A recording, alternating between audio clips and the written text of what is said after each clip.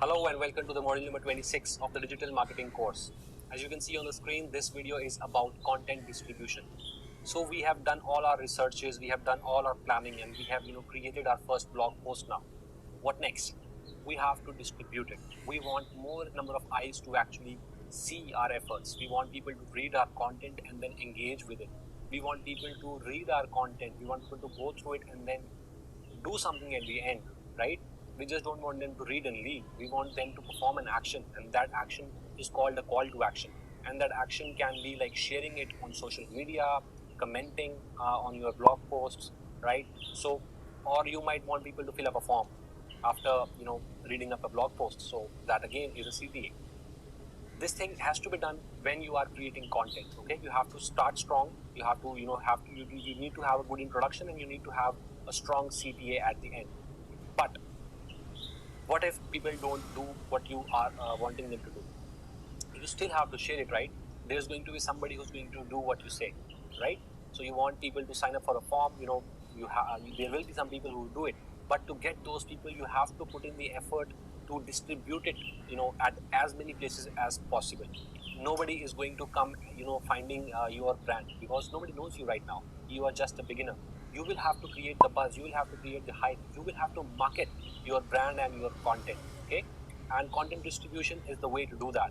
Now, what it represents the delivery of content to the online user. And here we are talking about your target audience. We don't just want anybody to see our content. We want specific people, specific target audiences to look at our content and then engage with it.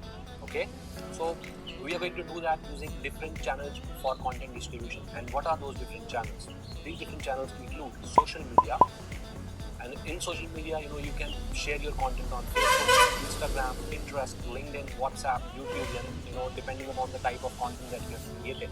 So you can post it on your own profile. You can post it in different Facebook groups. Okay, so ring a bell here. I talked about looking into the communities and Facebook groups in one of the previous videos. So when you are researching for those groups as well, while doing your competitor research, I told you to include the Facebook profiles and Facebook page names or group names as well in that sheet, isn't it? So when you have done your research from those pages, then why not share your content on those pages as well, if the admin allows you, obviously, because they are the admins of the group. They have the right to actually decide if they want to show your content to the world or not. All right, so still you can post it on your own social media platforms, right? So depending upon the type of content, if it is image content or video, you can share it on Instagram. If it is all the different types of content, you can share it on Facebook. Similar with the other platforms as well, depending upon what kind of a platform it is. Like in YouTube, you just have to share the video content. All right, so that's what you can do for distributing your content on social media, and you can do it even using free ways on these platforms, or using paid advertising as well. That comes into social media marketing, just like I told you. So let's move ahead. The next thing is the Q&A websites. Again, the Q&A websites and forums that I talked about, like Quora, Reddit, or some niche specific forums that you were a part of, that you used while researching. So you can go ahead and comment about your blog post in those threads as well. So you will have to build up your profile. You will have to engage with people over there, and when you think that you have a blog post that actually helps somebody to solve a problem, you can share the link over there. Now, the benefit of sharing the link on Q&A websites and forums is that Google also displays the posts from websites like Quora and Reddit.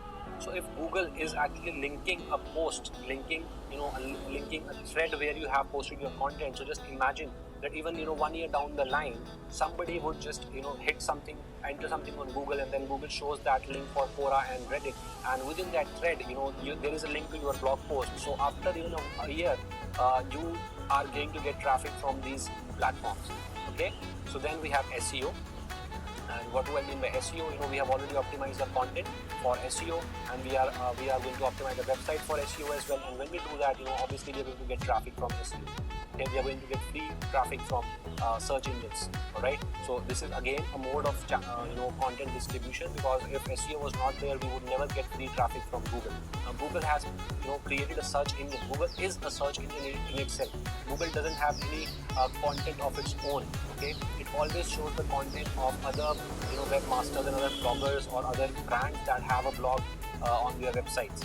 So this is an advantage for you to leverage the benefits of SEO by optimizing your site for SEO and optimizing your post for SEO, which we are going to talk about in the coming videos. So then again, you now know that SEO is also a channel for content distribution. Okay, the next channel is email marketing. Now if you have an email list, you can share the link to your blog post in that email with your subscribers. Or if you're just getting started, it is important for you to create your email list, because just like I told you in the beginning of this course, email and website are the only two assets that you own. So whatever traffic that you are getting from social media, from Q&A websites or forums, SEO, you have to get them into your own email list so that you can reach them again later. You could not, you can never, find out the same person without him giving his details. The reader might have come from anywhere, any social platform or any other channel for distribution, like from SEO or from a forum. But can you, reach that same person out without getting his information? And by information, I mean here is the email ID. Okay, when you have an email ID of somebody, it is only then that you can actually send them email and get them back to your blog to read your stuff. Okay, so that's what we are going to talk about in email marketing as well. But you need to know that this is a channel for content distribution as well. All right. The last and the final one for the content distribution that you can use right now is guest blogging. So all these are actually about building your own audiences first. That you should have some number of followers on social media, or you should have some engagement over Q&A websites or forums, because they are highly administered, and you cannot just spam your links on these platforms and even on social media as well. It has to be valuable. You have to connect with real people and you have to build relationships. It is only then that they can understand the intention behind you sharing your post with the world. Okay, but in guest blogging, by guest blogging, what we mean is you are writing a content piece for some other website, and that website owner is going to add in an author box for you, where people can actually read about you, and then there is a link to your own website. That way, the audience of that other blog where you have posted your content is going to read the article, and some of them will click on the link in the author bio, in your author bio, and they will reach your website. And when they reach your website, if you have the email marketing set up, you can acquire those leads as well. And then the second time, you won't have to do another guest blogging thing for getting, for reaching out to the same customer. But guest blogging is always evergreen. You can, always guest blog on other people's websites as well, because you get attention, and people from different sources actually get to know you, and that is how you become an omnipresent marketer.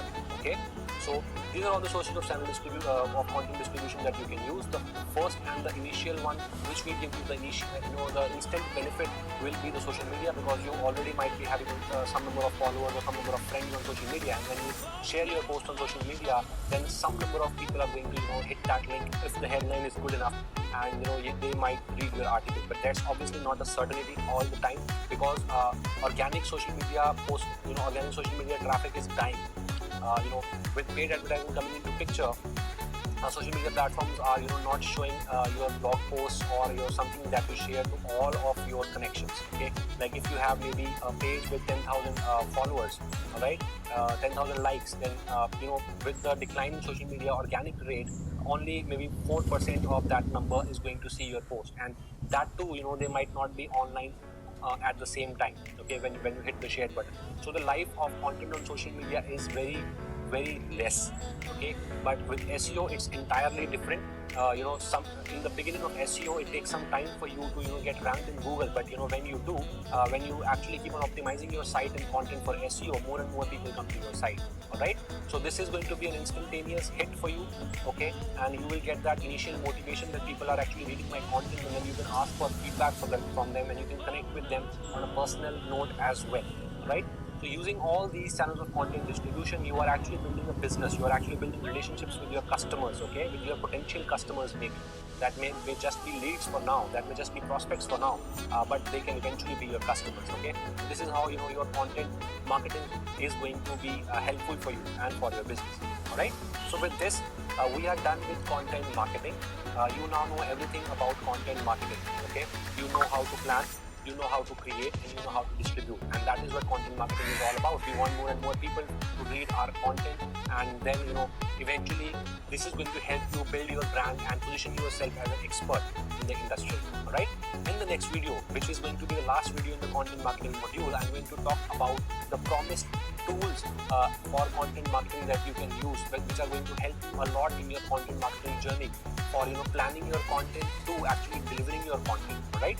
So stay tuned for the next. Bye bye.